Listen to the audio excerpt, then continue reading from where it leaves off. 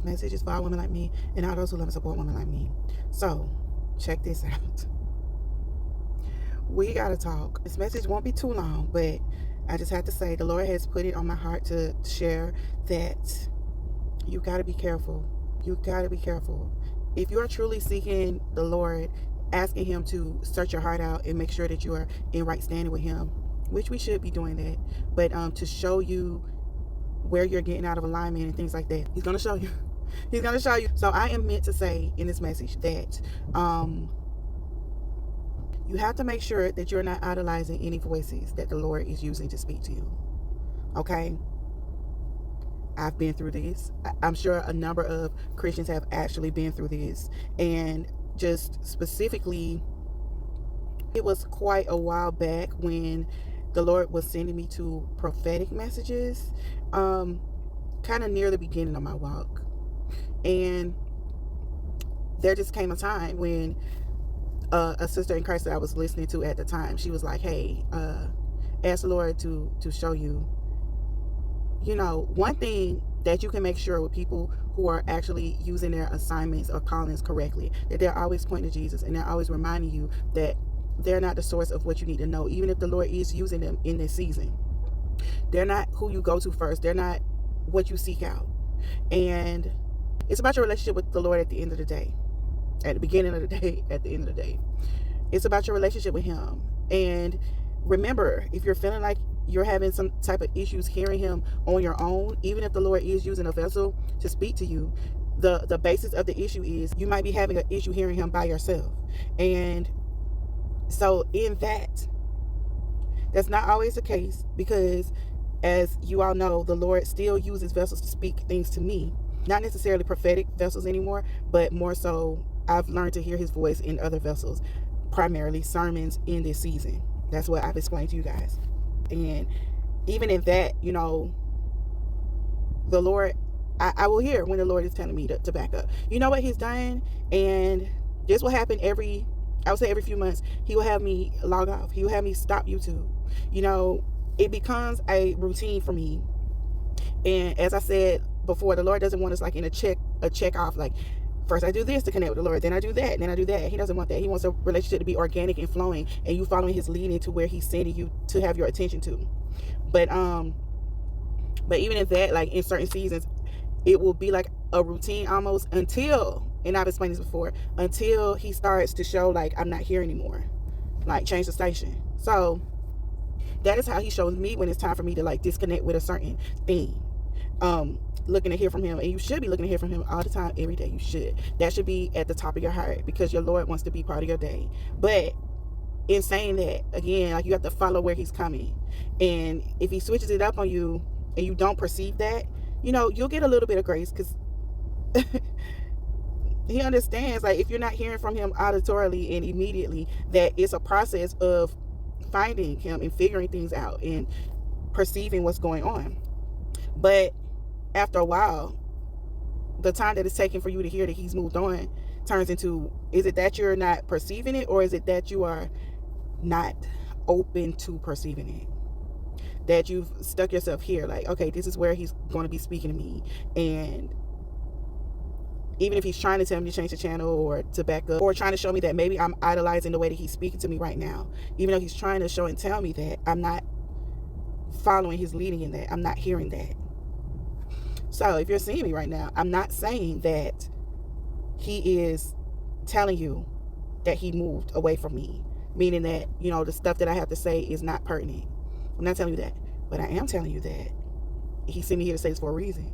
And if this is something that organically, you know, came in your eye of view, and you have a relationship with the Lord where you can speak to Him and confirm to Him, do I need to hear this? What's His message for me? You do that, because if this message is for you, it's not that He left here yet. It's that, kind of like, this is a warning that I've been using this vessel to lead you and to do things.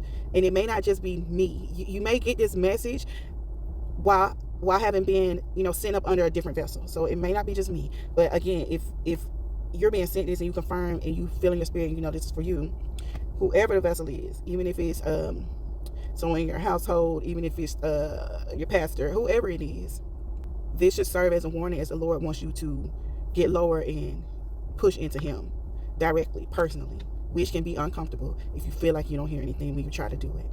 But you have to try to do it, because that's the only way that you learn. That's the only way that that's the only way you can like activate that part of your relationship with him. So this is how I used to do it. I explained that there was a season when the Lord was moving me from sitting with him in my Bible to he wanted me to do prayer and meditation and focus on hearing him there, which, as you know, that's just you and him. There's nothing to look at, nothing to read, nothing to listen to. There's nothing feeding you information except for the Spirit of God. Again, that can be uncomfortable, but you have to do it, because at the end of this, all of this is just about your connection with God. All of this is about a personal relationship with the person of the Lord. All of this is developing you. I said in a previous message that a lot of us feel like we can't get close to the Lord like Moses, close to the Lord like, Samuel the prophet, close to the Lord like many of the people that were that we have accounts for in the Bible, that had the Spirit of the Lord in close connection with them, where they didn't necessarily need other people. They had access to him, and the Lord wanted to convene with them and give them, whatever insight, information, revelation that they needed at the time. The Lord wants that for you, without having to feel like you're depending on someone else's ear. So if you're doing like a reevaluation of where I am right now, how am I hearing from the Lord, even though I feel like the stuff that I'm hearing is useful, accurate, good, meaningful, purposeful, do I go there first? Am I heavily dependent on that? If that feels like a yes, then either you're teetering on idolatry, you're on your way to Idolville, or you've already pitched a tent there. So the Lord wants me to let you know that he wants you up out of there. And I'm going back to the whole, near the beginning of my walk thing with the prophetic messages. And when he showed me, when he used one of the women of God to say, remind, you can't make me an idol. The Lord needs to speak to you personally. He is using me, but, then it made me reassess how I was coming to him. And even though I was still speaking to him after the things I was hearing, even though I still had my communication open, I was still praying and all of that, he wanted me to cut out the other noise and just focus on him. And the way that I did that was by sectioning out parts of my day, an intentional part of my day, to just sit in his presence, which looked like me literally sitting in silence and saying, okay, Lord, I'm here. I heard you. And I just started talking to him. That's how I was started. I would talk to him like my friend. I would just say whatever's on my mind, what I was feeling, the stuff that I've been hearing lately, the stuff that I understand to be true, and just speaking to him about it, maybe things that I've been concerned about. And once I got all that out, that's it. I see. And I would literally just be like, okay, Lord, I'm here and I'm listening. If you have anything to say, my heart is open to receive what you got to say. My mind is open and my ears are open to hear you. And I would sit there in silence, knowing that my intention was to spend time with my Father.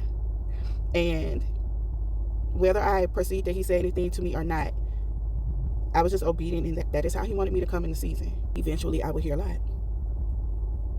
So I'm not saying that he wants you to disconnect, but during that time, I asked, once I perceived like, oh, maybe I'm making this an idol or teetering on that, when I would go to prayer to him, anytime I felt that way, I would go to prayer to him and ask him, do I need to take a break off of YouTube? Do I need to take a break from,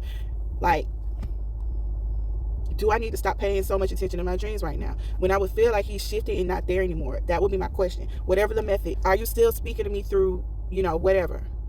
But in this situation, the question would be, do I need to take a break from YouTube? And if I perceive the answer is yes, I would ask for how long. And when I would perceive the answer, I would ask, do I start now? I just wanted clarity. And when I perceived that answer, then I'd move forward in obedience. Okay, Lord, I'm disconnecting.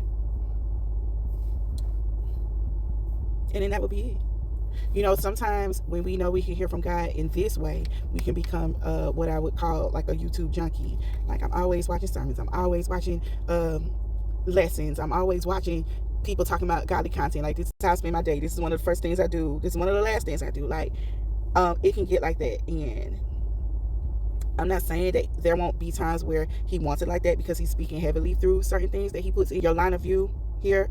But right now, go and check in with him. Make sure, ask the questions. Do I need to disconnect? And, you know, if you are somebody who watches me a lot, you might ask specifically, do I need to disconnect from Shay? And then move forward in what you hear in obedience, and see what the Father has for you next. See where the Father wants you to put your attention next. But again, what I've heard is that your attention needs to be ducked off with him for however long a day, you know, he would lead you to do that. That is where he wants you to be. Okay.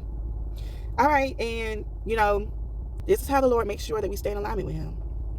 It's a lot of correction and redirection, and us following his leading. And so again, you may not be in error yet, but this may be a cautionary warning of, okay, the Lord is changing channels on you, and he wants you to know that.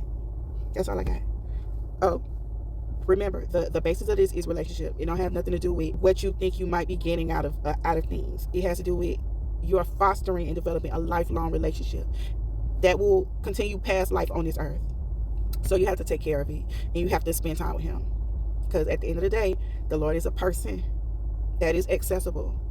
And though we may not have felt like that our whole lives or been taught that, it's the truth, and we need to treat him like that. So all right, that's all I got, y'all. And if you are somebody that has to disconnect from me, then I will see you later. Bye.